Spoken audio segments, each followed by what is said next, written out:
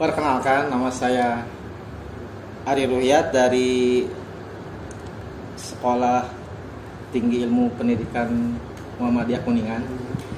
Di sini saya akan bertanya-tanya lah tentang Desa Bunder dalam pendidikan sosial dan budaya di sana. Perkenalan dulu. Bismillahirrahmanirrahim. Assalamualaikum warahmatullahi wabarakatuh. Nama saya Yanur Yaman. Saya masyarakat Desa Bunder yang kebetulan hari ini didatangi oleh teman sebaya, teman main dan teman sepekerjaan, Kang Ari, yang bahwasannya beliau katanya ingin mewawancarai saya mengenai tugas sosial dan budaya. Melanjutkan pertanyaan yang Kang Ari tadi sebutkan, Ya. Mungkin sedikit besarnya akan saya jawab, tapi itu menurut perspektif saya. Ya. Itu menurut menurut pengetahuan saya saja gitu. Saya tidak bisa mewakili atas nama perangkat desa maupun masyarakat desa Bunder ya, tapi itu mewakili diri saya sebagai masyarakat saja itu. Jadi kalaupun ada perbedaan sudut pandang, perbedaan pendapat antara saya dengan masyarakat yang lain, mohon untuk tidak dibenturkan. Ya. Jadi kita cari yang benarnya saja gitu. Jadi ini perspektif saya. Kalau bertanya mengenai sosial, budaya dan pendidikan di Desa Bunder itu, sebenarnya kalau Desa Bunder itu salah satu desa yang kecil, tidak terlalu besar lah istilahnya, karena jumlah penduduknya itu relatif sedikit gitu. Tidak nyampe 3.000 lah kalau setahu saya gitu. Kemudian Desa Bunder ini terletak di Kecamatan Cidahu ya? Kabupaten Kuningan. Kemudian posisi desa pun secara geografis itu berada di wilayah timur Kuningan dengan konstruksi tanah yang di bawah gitu, ataupun ada di dataran rendah gitu untuk segi geografisnya. Jadi cuaca di sana agak berbeda dengan cuaca di Palutungan tentunya ya. Kalau Palutungan beda jauh. Kalau Palutungan itu udah jelas kalau Palutungan itu udah jelas di kaki gunung, jadi sudah pasti dingin gitu, berbeda dengan yang ada di dataran rendah. Nah, kalau ujung sebelah utara dari Kecamatan Cidahu itu Desa Jatimulya setahu saya. Nah, maka kalau di ujungnya sebelah timur itu ya timur ke sini ya agak ya sebenarnya ya timur Cidahu itu ya Desa Bunder gitu. Sebelum adanya jembatan untuk menyambungkan Kecamatan Cidahu dengan Kecamatan Cimahi, Desa Bunder itu desa istilahnya mentok lah, tidak bisa kemana-mana. Jadi udah terlingkup oleh walungan gitu, sudah terlingkup oleh walungan. Nah, itu secara geografis. Kemudian kalau menyangkut sosial, rata-rata Desa Bunder itu masyarakatnya masih memegang erat tradisi gotong royong. Gotong royong itu masih sangat dijunjung tinggi di desa itu. Terutama ya misalnya ada yang membangun rumah, itu masih bareng. Masih masih sauyunan lah ya. Kan beda sama yang di saya di Jalaksana ya. Ya kalau misalnya bangun rumah gitu ya masing-masing gitu. Iya, makanya kalau secara kultur sosial masyarakat di kita itu masih saling kaitannya masih erat gitu ya. Kaitannya masih erat. Kemudian masyarakat juga di Desa Bunder itu rata-rata mayoritas itu para pedagang nasi goreng. Nah itu dia yang saya unik itu. Di mana-mana ketika saya jalan malam lah, misalnya saya di Kuningan atau di mana, pernah di Tasik juga tuh. Ya benar ya? Ada ya? Betul ada. Ditanya sama saya, asli mana Mas? Asli Kuningan. Oh Kuningannya di mana? Bunder. Bunder. Ditanya kenal saya? Iya. Ternyata itu saya itu kan ketua KNKT Kang Ari, keluarga nasi goreng Kuningan Timur. Istilahnya itu. Yang unik dari Bunder itu nasi gorengnya terkenal. Ya, jadi rata-rata mayoritas warga masyarakat Desa Bunder itu adalah para pedagang nasi goreng. Itu hampir lebih dari 50% mungkin ya. Selain lemah bahkan lebih mungkin ya. Karena turun temurun dulu itu ya. Kalau secara kita lihat secara sosial itu rata-rata mayoritas itu para pedagang nasi goreng. Kemudian pedagang rokok. Ada juga sebagian dagang rokok, kemudian sedikit itu yang mungkin udah zaman kesini tuh pada kerja di pabrik yang seperti itu, lulusan SMA itu atau SMK gitu. Ada yang kerja di pabrik juga, kemudian ada juga yang ya seperti pekerjaan lainnya gitu. Ada yang gawe bangunan juga, ada yang petani juga. Nah itu secara sosial. Jadi rata-rata itu masyarakat di Desa Bunder itu para pedagang nasi goreng.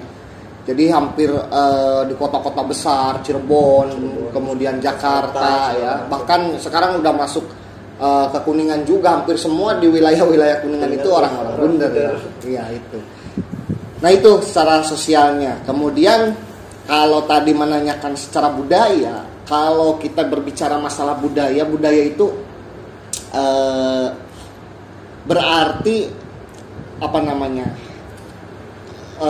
suatu kegiatan yang turun temurun yang terus dilaksanakan sampai hari ini. Itu bentuk dari kebudayaan. Nah, budaya di sini warga masyarakat desa itu mungkin sebagian itu masih memegang tradisi-tradisi yang boleh kita katakan ortodok lah, atau masih istilahnya di kita itu kejawen mungkin ya, Islam kejawen itu masih ada sampai hari ini. Ketika masyarakat masih memegang erat budayanya atau budaya kejawen itu, jangan sampai disalahkan juga. Kita tidak bisa menyalahkan karena mereka juga statusnya ya kalau agama itu agama Islam. Tapi mungkin karena mereka masih menganut leluhur yang dulu, pola penyebaran Islam zaman dulu seperti apa. Nah itu kan pola penyebaran agama Islam pada zaman dahulu itu tidak menghilangkan tradisi atau kebudayaan Hindu-Buddha ya.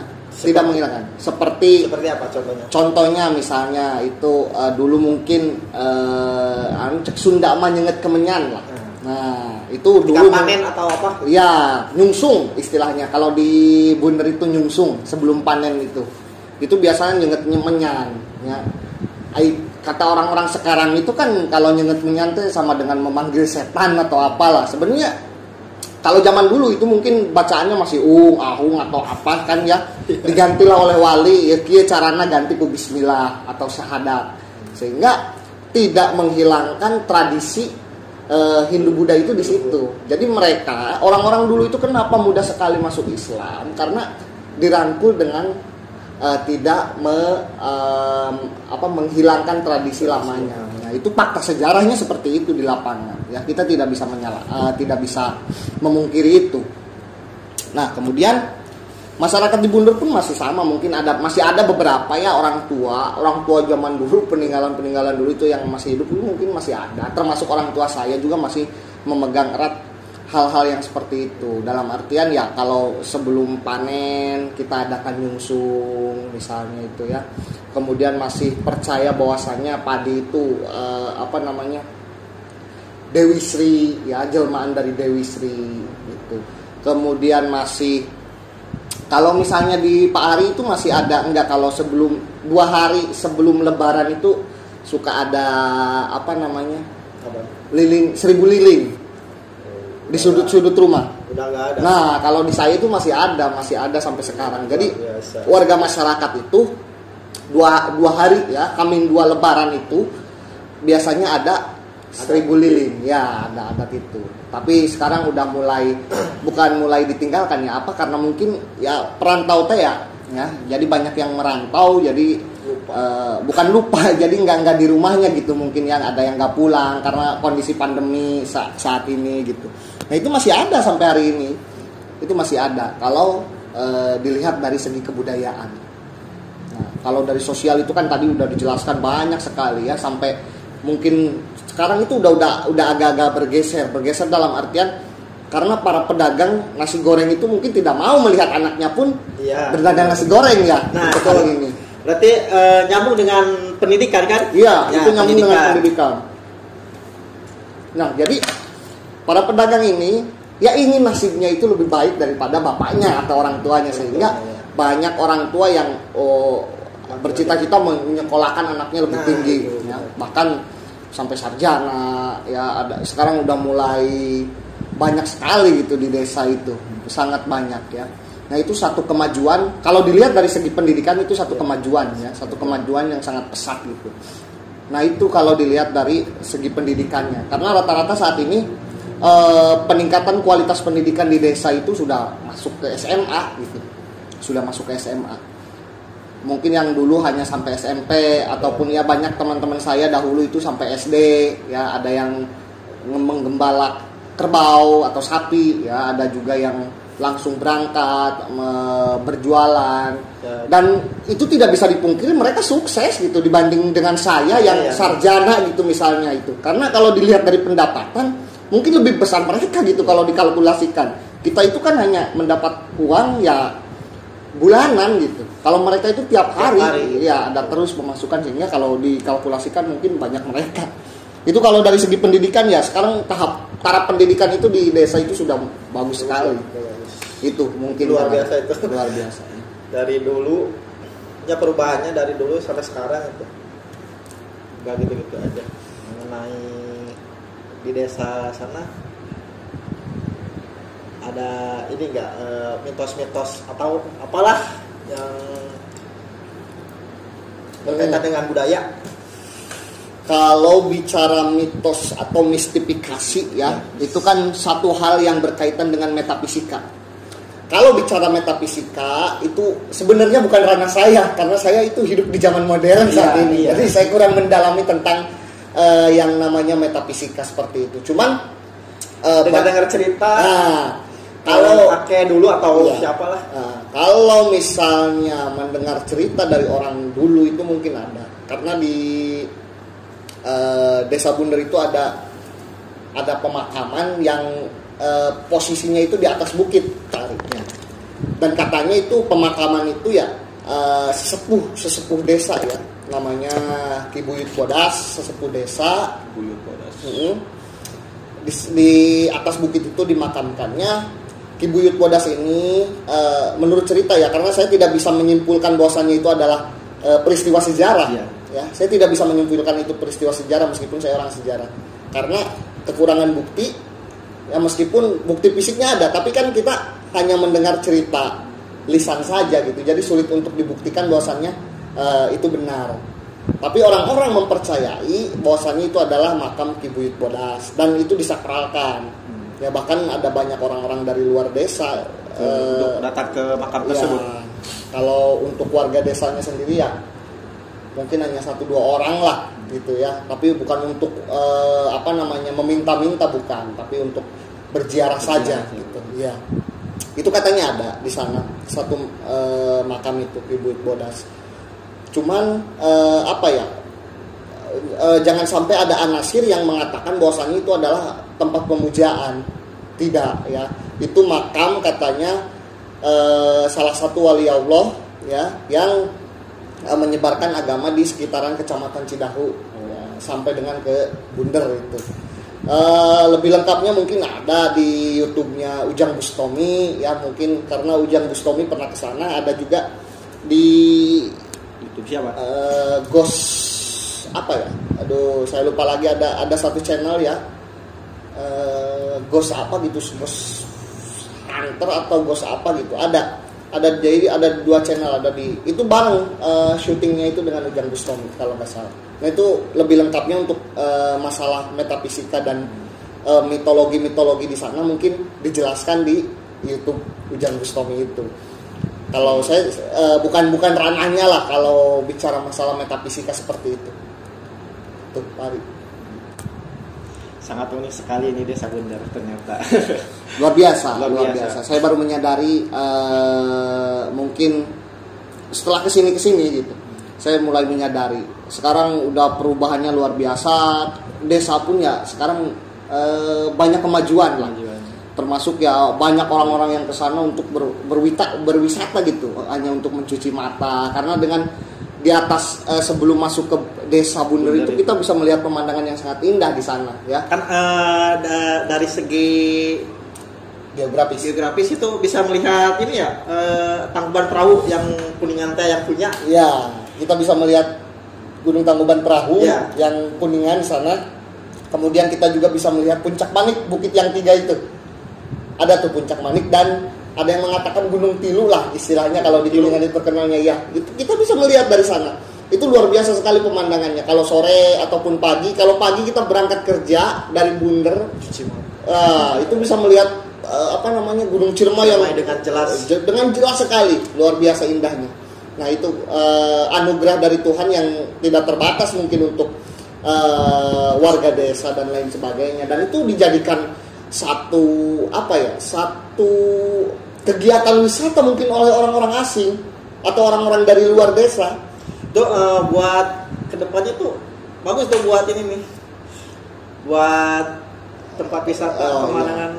Kemungkinan kalau misalnya ya ada penunjang infrastruktur lainnya dari pemerintah, kemungkinan itu bisa menjadi tempat wisata sebenarnya kan, karena ada juga bekas penggalian pasir. Itu kan bisa ada mungkin sebagian, kalau Pak Ari kesana ada sebagian tempat trial sama lapangan tembak itu kemarin habis digunakan oleh TNI. Nah itu juga ada di sana, tapi ya sebelah desa gitu, cuman masih nyambung bekas galian pasir. Itu udah ada di sana, lapangan tembak, tempat latihan kodim ya, kemudian banyak yang hobi nembak juga, motor trail juga di sana banyak. Ada tempatnya. Pak Ari bisa ke sana lah. Itu Pak Ari. Pernah sih seberapa kali ke sana ke Bunder? 3 kali, 4 kali gitu. Iya. Luar biasa ya.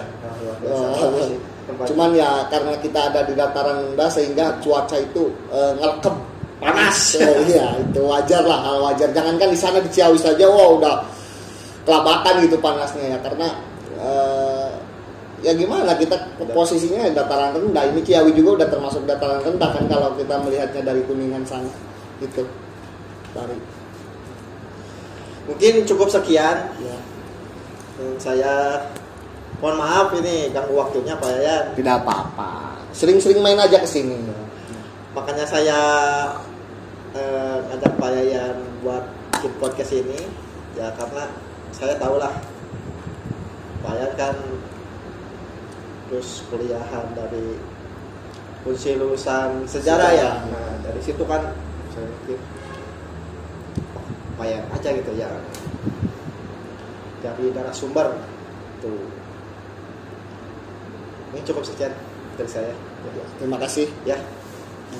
Ya, Pak Yayan. Siap. Makasih.